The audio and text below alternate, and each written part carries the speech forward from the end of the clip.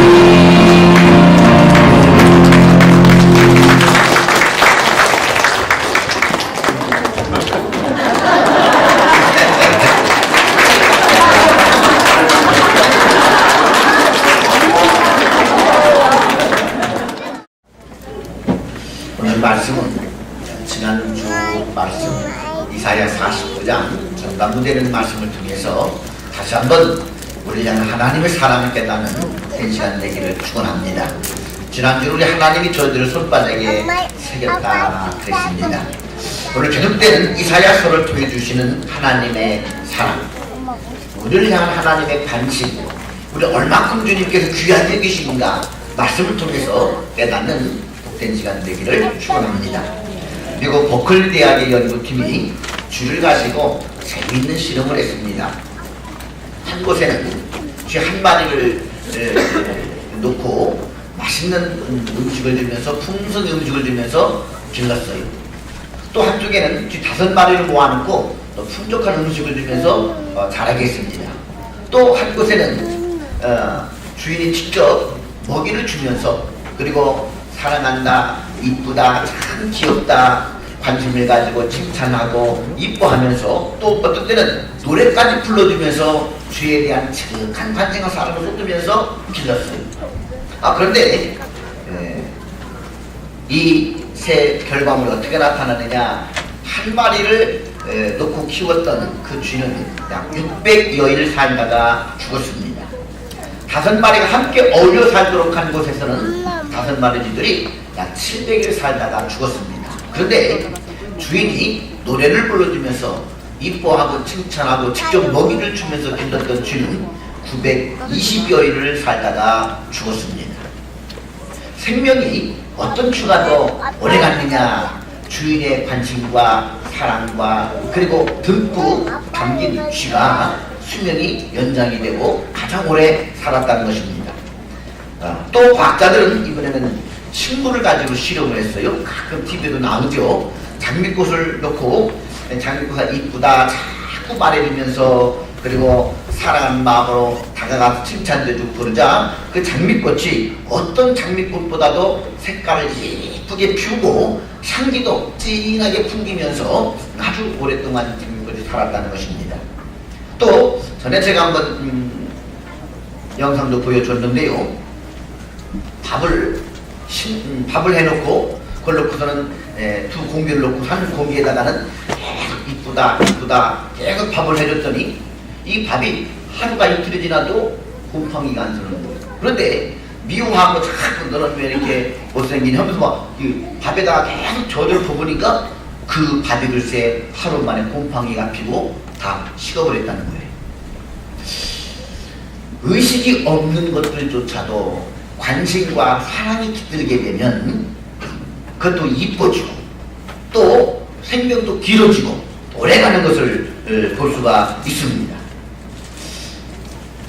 우리가 누군가의 사랑과 관심을 받는 것과 누군가의 사랑과 관심을 받지 않는 인생은 그 인생 자체가 틀려지고 또 인생이 자체가 보면은 불행이냐 행복이냐를 좌우할 수가 있다는 것이지요. 우리 하나님께서는 우리들을 정말 사랑하시고 또 우리들을 이뻐하시고 우리들에게 직한 관심을 가지고 계십니다. 하나님께서 예수님 이 땅에 보내셨을 때 공생을 시작하시기 전 하늘이 열리면서 하나님이 그 예수님에게 뭐라고 말씀하시느냐, 너는 내 사랑하는 아들이요 내 기뻐하는 자라.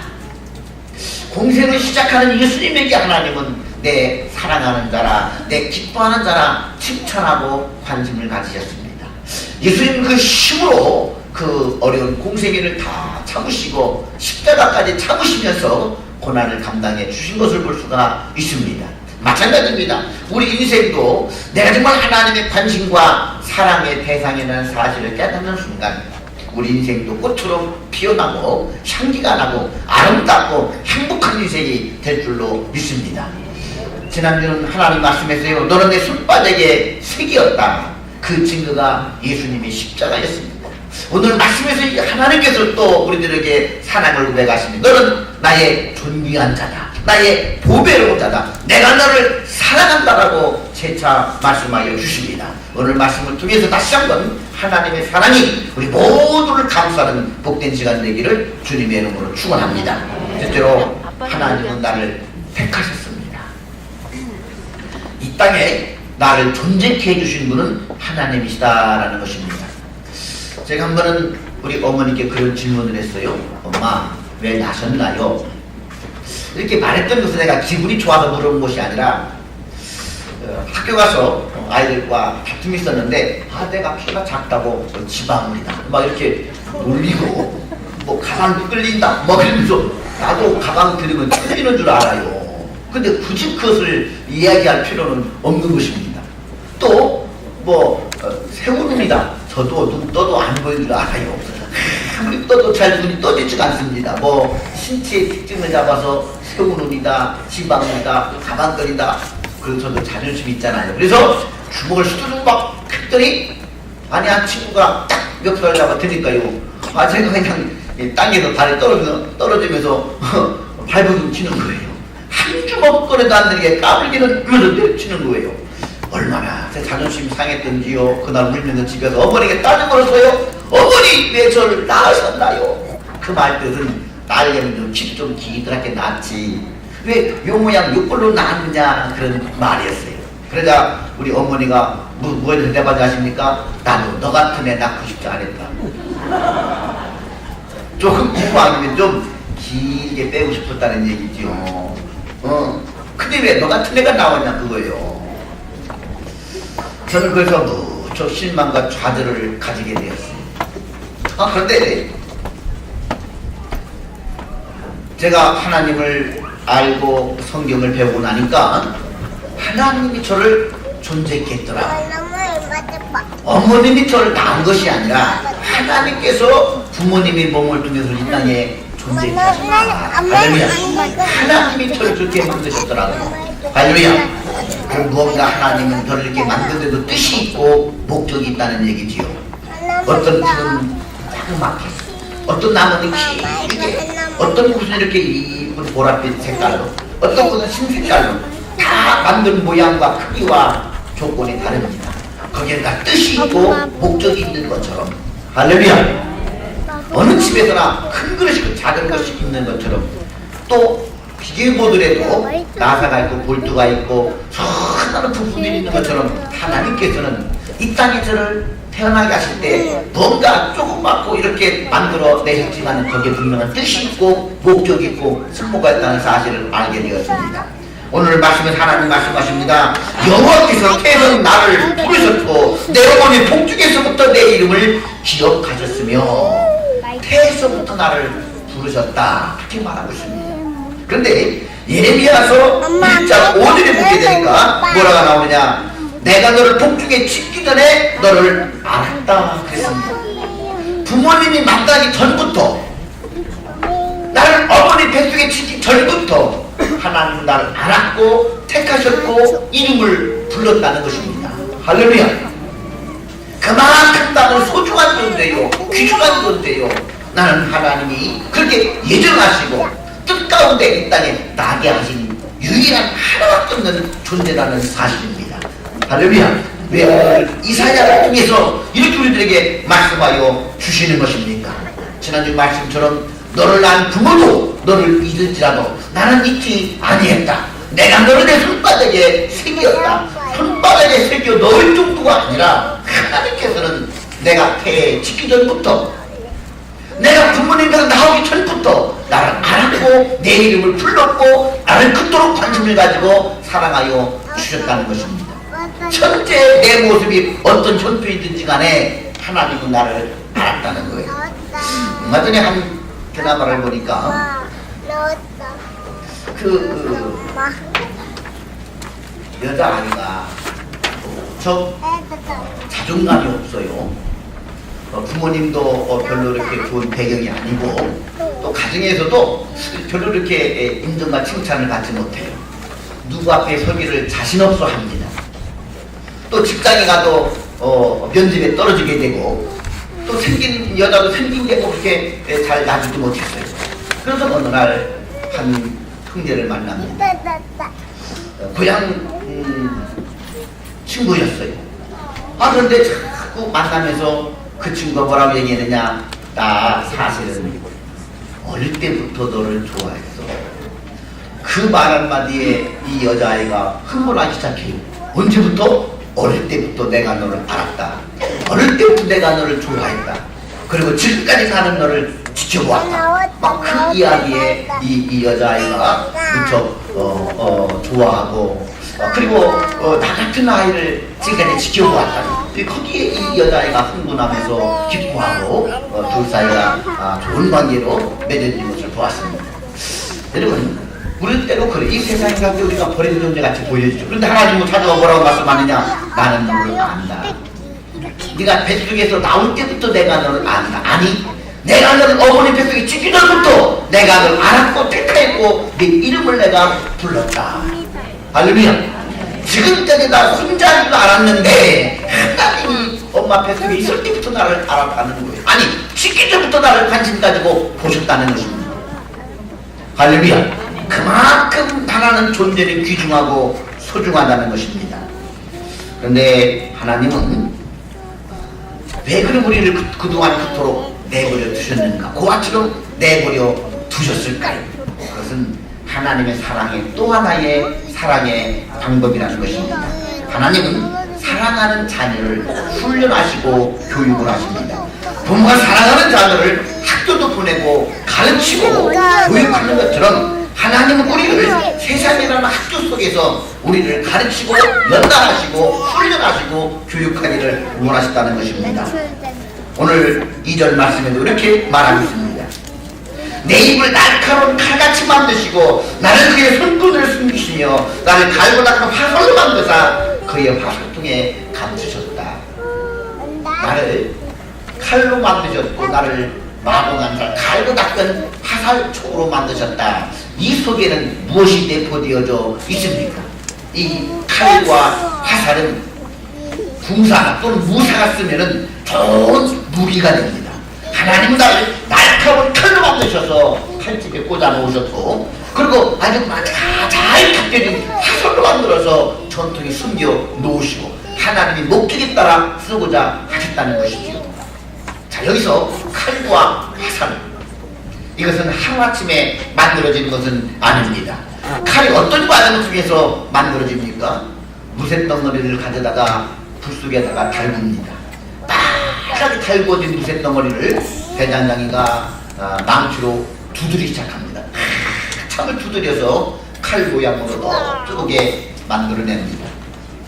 그런 다음에 다시 물속에 집어넣다가 다시 꺼내서 불속에 또 달군 다음에 다시 망치로 두드리기 시작합니다. 두드려서 뾰족하게 만들고 계속 두드립니다.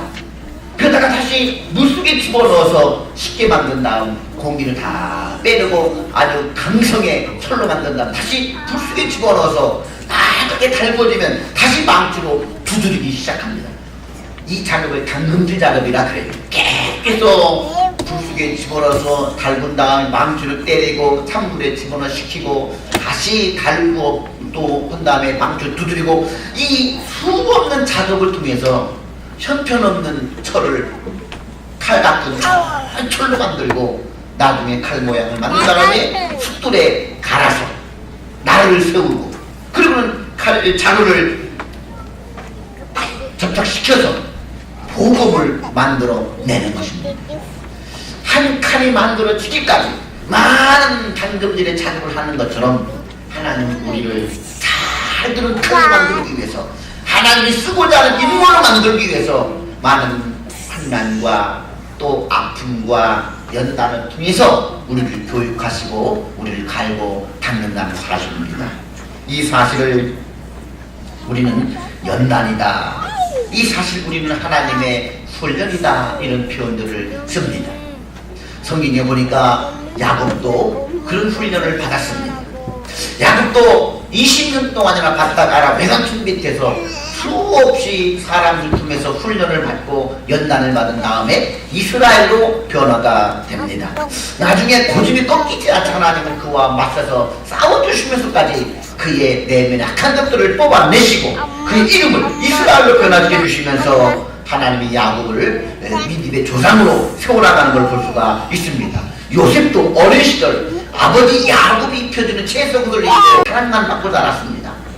그러나 하나님께서는 그를 17살에 노예로 팔려가게 함으로써 그 노예 생활을 10년 동안 하면서 모든 훈련과 그리고 연단을 받게 됩니다. 설상가상으로 강한 미수범이라고 하는 누명을 쓰고 감옥에 들어가기도 합니다. 이런 과정을 통해서 하나님 그 요셉을 믿음의 사람으로 하나님 영광을 나타낼 사람으로 훈련하시고 키우셨습니다.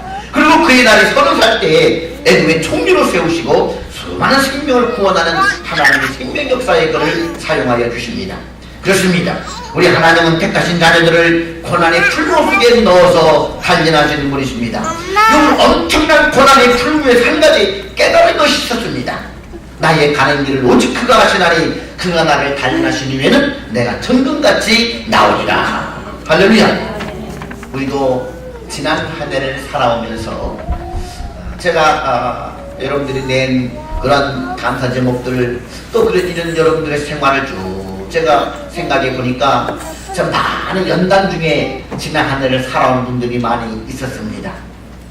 어떤 가정은 사업의 문제로, 어떤 가정은 직장의 문제로, 어떤 가정은 불신 가정에서 받는 고난으로, 또는 자녀 문제로 아픔의 세월을 보내온 분도 있습니다. 청년들은 청년들대로 끝이 보이지 않는 구직 전쟁에 내몰리고 있습니다. 또 가장들은 직장에서 살아남기 위해서 끝이 보이지 않는 그런 싸움을 벌이고 있고 고생을 하고 있습니다. 그러나 이 같은 고난의 풀무 속에서 우리는 하나님의 선하신 손길을 바라볼 수 있는 성숙한 믿음을 가질 수 있기를 축원합니다. 광야 같은 세상 속에서 풍부 같은 세상 속에서 하나님 나를 재련하시고 연단하시고 당금질하셔서 때로는 뜨거운 불 속에 때로는 차가운 물 속에 집어넣으셔서 나의 인격을 깨시고 낮아지는 법을 배우게 하시고 오직 하나님만 의지하는 전도 같은 믿음의 사람들로 키우시는 것을 바라볼 수 있기를 주님의 이름으로 축원합니다. 두 번째, 우리의 수고는 결코 헛되지 않다는 사실을 깨닫기를 축원합니다. 우리는 이런 훈련 과정을 거치면서 생각하는 것이 무엇입니까? 때로 힘들고 좌절하고 회의가 될 때가 있다는 것입니다. 이사야도 하나님이 날 택하셨지만 하나님이 연단을 키우는 과정 속에서 이사야도 시험에 들고 문제에 빠지게 됩니다. 이렇게 그는 고백합니다.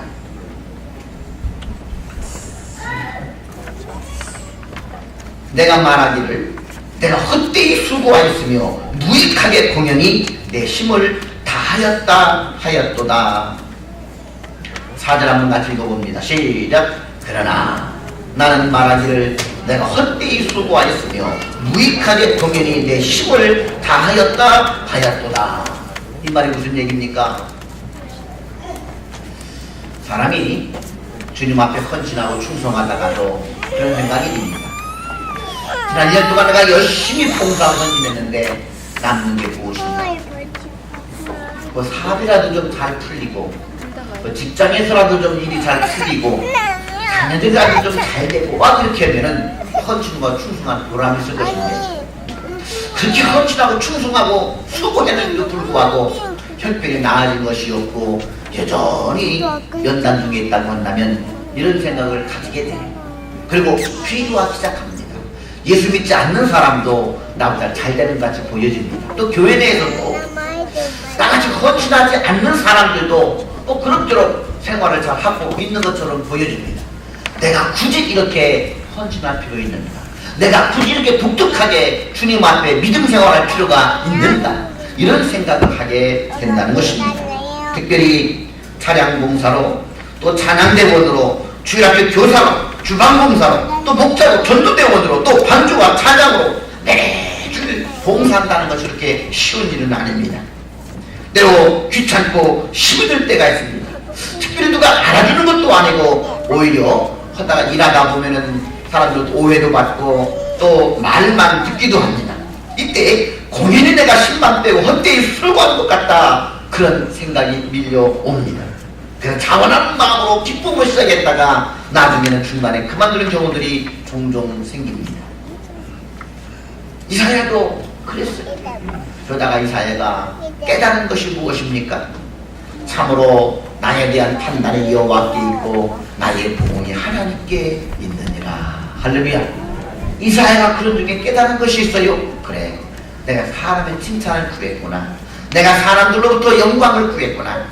나를 판단하실 분은 하나님이시지. 내가 하나님 보고 일했고 내가 하나님 보고 수고했지. 내가 잠시 사람을 의지하고 바라보았구나. 나의 판단은 하나님께 있고 나의 도움은 하나님께 있도다. 할렐루야. 사도 바울도 고린도 성도들에게 그렇게 말합니다.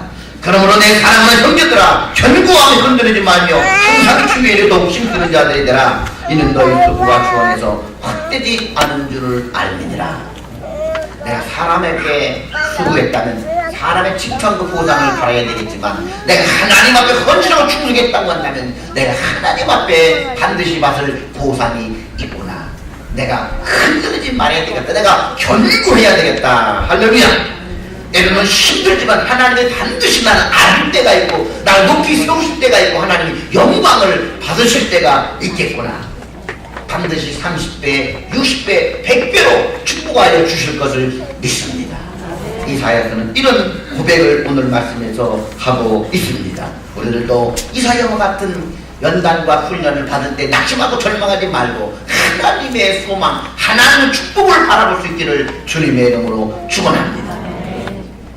마지막 세 번째, 이사야는 하나님 앞에 그런 찬양과 고백이 나옵니다. 하나님이 나를 영원하게 하시고 하나님이 나의 힘이 되어 주셨습니다. 할렐루야. 나의 힘이 되어 주시는 하나님을 다시 한번 바라보기를 축원합니다.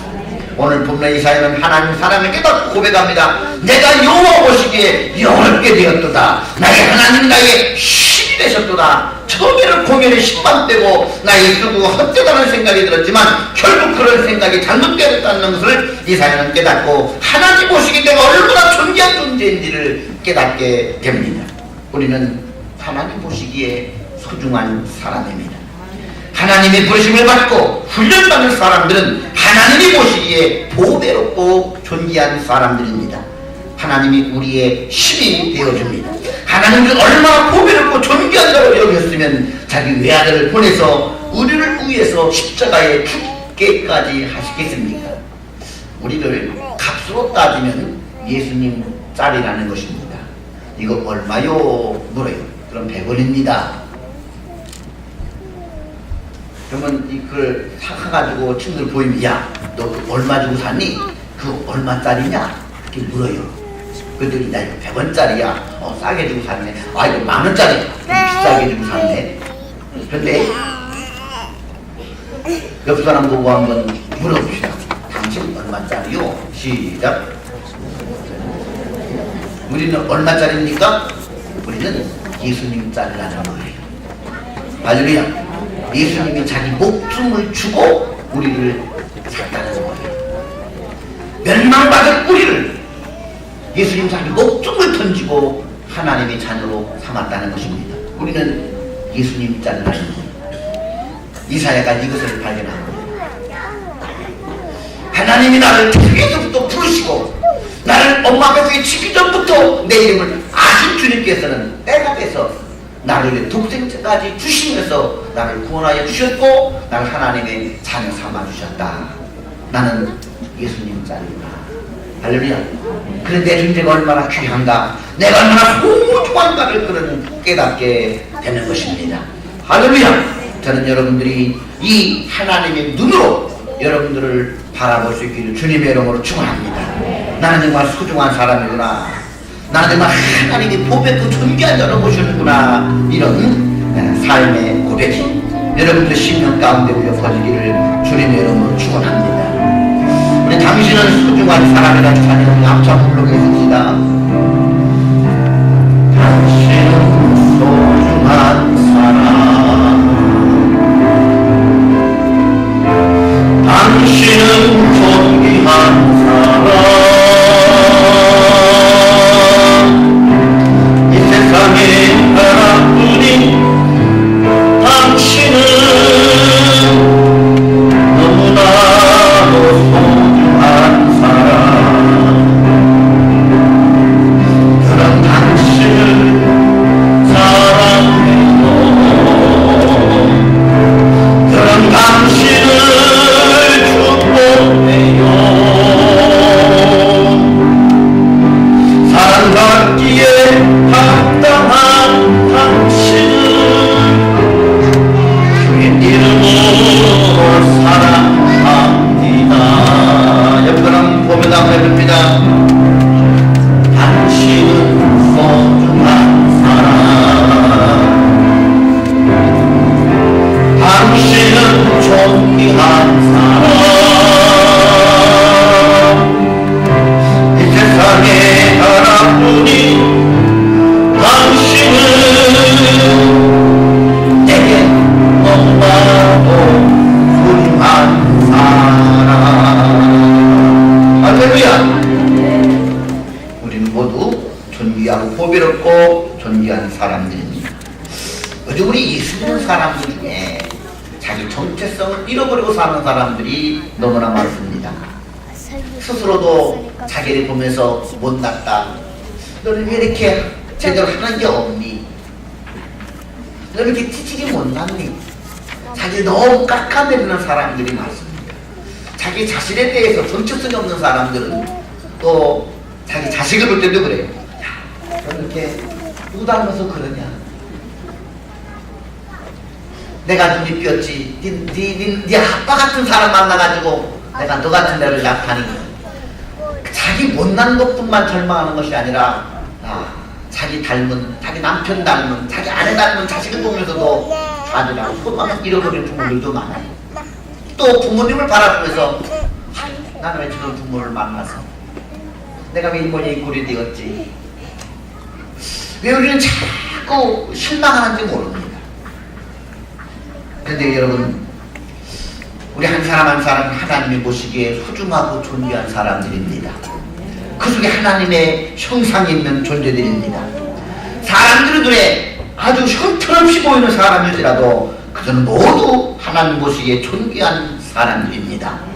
그들 안에 하나님의 살아계시고 하나님의 영광이 그들 통해서 나타나고 있기 때문입니다. 그러면 여러분, 우리는 서로 존중하고 귀히 여길 수 있기를 주님의 이름으로 축원합니다. 하나님의 눈으로 내 남편도, 하나님의 눈으로 내 자녀도, 하나님의 눈으로 내 아내도, 이웃들도 바라보고 그들도 소중하게 생각하고 그들을 위해서도 축복할 수 있기를 주님의 이름으로 축원합니다. 우리 몇 사람들과 같이 손을 잡고 아주 먼 옛날 우리 찬양을 들으며 서로 한번 축복해 주시다 하도록 하겠습니다.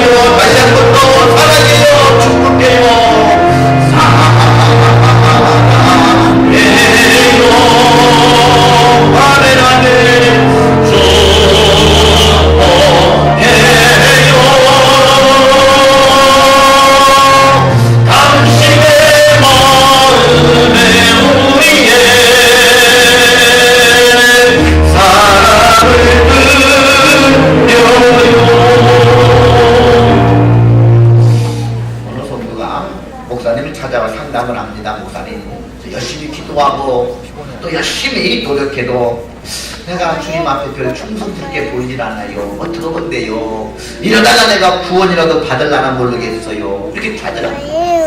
그때 성도님, 저 강아지 보이지요? 저 강아지가 얼마나 훈련을 잘 받아 내 말을 잘 들은지 몰라요. 또 오줌을 싸고 똥을 싸도 잘 가려고 아주 화장실에 두고 와요. 그리고 날 보면 꼬리치고 얼마나 반갑게 인사하는지 몰라요. 참 저 녀석 귀엽고 사랑스럽습니다. 그런데 저쪽에 저 아이 보이죠?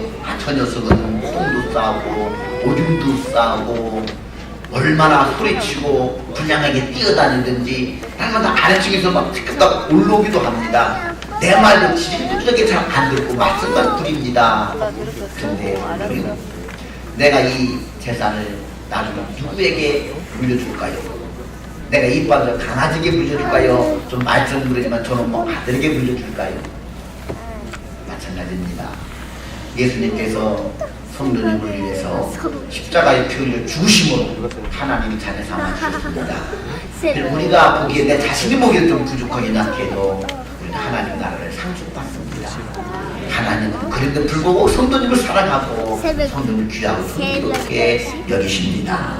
할렐루야. 사랑하는 성도들은 하나님 우리를 태평해서 불러주셨습니다. 그리고 우리를 훈련하시고 우리를 교육시켜 주십니다. 사실 그 교육을 받을 때 그 과정이 힘들긴 힘들어요. 그렇지만 하나님 말씀하십니다. 내가 너를 반드시 내 영광을 나타낼 자로 내가 너를 마구한 새보같이 날카로운 칼같이 만들고 있는 중이란다. 반드시 너는 내 영광을 드러낼 존귀한 자다. 보배롭고 사랑스러운 자다. 내가 너의 힘이 되어 주리라. 할렐루야.